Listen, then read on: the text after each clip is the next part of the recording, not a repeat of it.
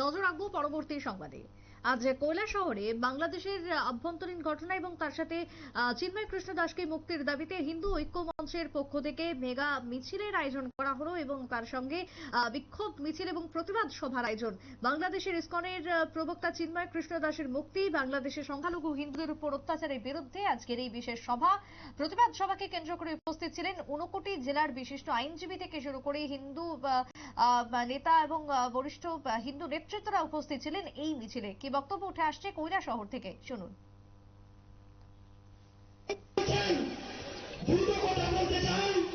এই বাংলাদেশ যারা এই মির্জাফরের কথা জন্য ছিল, এই বাংলাদেশে এই মির্জাফর বংশ একমাত্র রক্ত থেকে মির্জাফরের রক্ত মেটাই, তারা এই পরিণামে করে পর্যন্ত গেছেন।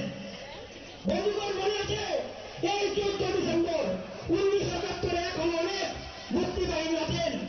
এই রাজাকারের বাহিনী যখন বাংলাদেশ থেকে যখন হিন্দু এদের মা বোনের ইজ্জত লুণ্ঠন করেছিল, তখন এই ভারতবর্ষের কাছে ভিক্ষা দিয়েছিল।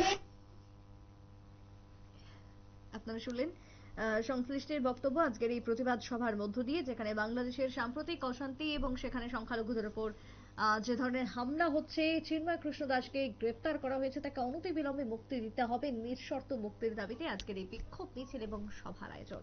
ছোট্ট একটা বিরতির পর ফিরছি, সঙ্গে থাকুন।